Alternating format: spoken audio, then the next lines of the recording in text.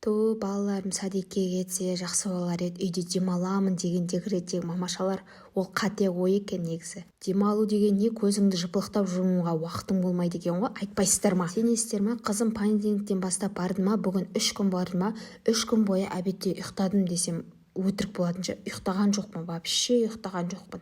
Қолым босаған жоқ қой до того. Бүгін бірақ күніміз больницадан басталды. 2 баланы бүгін өзім үшін, балалардың денсаулығы үшін деп, балалардан бүгін бүткіл общий анализ крови бәрін тапсыртқызып, мына жерде аспанына қараңыздар, что әдемі болып тұр. Солай тапсырып болғаннан кейін сразу балалар садикке апарып тастағансың ғой. Сөйтіп үйге келдім де тез шай тамағымды ішіп алдым да, таңғы завтрагымды ішіп алдым да, солай мама бүгін 1-2 адам кісілер келеді деді. Сонымен аяқ асты нанды чеке-чеке қылып ашып тастадым да, бірінші очередь етім пісе берсін деп етімді салып қойдым.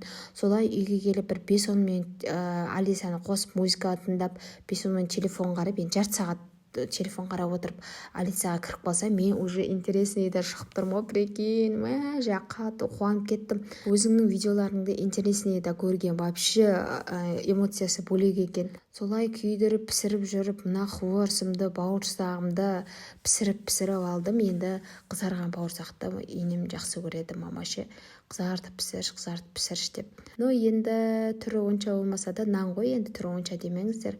Онша болмаса да, енді бірақ бауырсағым вообще сочный, мощный болып пісті ғой. Короче айтқан кезде. Солай пісіріп жүріп, арасында свекло салатты да, мамамның сүйікті салатының бірі десем болады. Андай чеснок қосып майонезбен араластырып қоятын салат бар ғой, свекло салат. Вообще ол да күшті, тамаққа қосып жегенге, тем более ішіне чеснок бар, полезно, аузым сасиды демесің.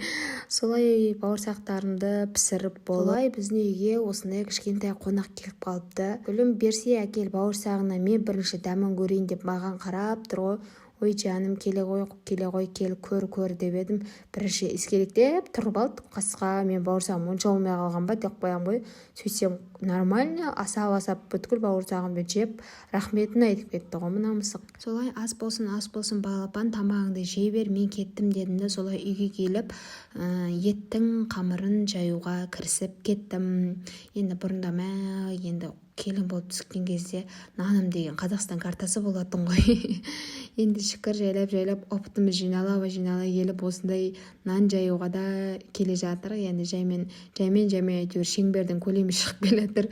Солай нандарымды жайып ұнды арасына көптеу қылып сеуіп, чтобы жабыспас үшін сөйтіп холодильникке салып дайындап қойдым. Қазір нан салатын кезде, что нанымыз дайын, тек сала қоямыз. Солай тамақты бір қара жіберіп едім, беті буланып шыға келді ғой. Әрі ашам деп бері ашам деп едім, аша алмадым. Сөйтіп тірліктерін бәрін бітірем дегенше сағат 4:30 болған ғой. Мамочка, сондағы пісіргенім, мына самсаны пісірдім, бауырсақты пісірдім, мына хворсты пісірдім. Не істедім? Басқа нан жайдым. Мен бір болмайтын 1-2 адамға былай дайындаламыз ғой. Солай мына жерде гүлім, бүгін тағы ұйықтаған жоқсың деп басымды шайқап тұрмын ғой. Солай мына үйдегі мына шай ішетін чайнегіміздің ана ішіндегі мына аузындағы сеткасы түсіп қалған ғой. Білмеймін, далаға төккенге түсіп қалды ма, білмеймін, нерма тиіп жүрген. Содан үйде ана той кезінде біз той бастарға осындай шайнектер таратқанбыз ғой. Не істеп тұр? Осы бір шайнекті құрсын үйге алайыншы дедім да, арасынан бір шайнекті суырып алдым. Біз қызымның тойы болатын кезде осындай шайнектер алып, тойбастарға осындайлар таратқан ба, сіздерге көрсеттім ба, көрсетпедім ба, білмеймін, не помню. Солай құрсын, құрған дүние құрып кетсін деп, өзімізден аяғанды итшесін дедім да, осылай бір шайнекті шығарып алдым.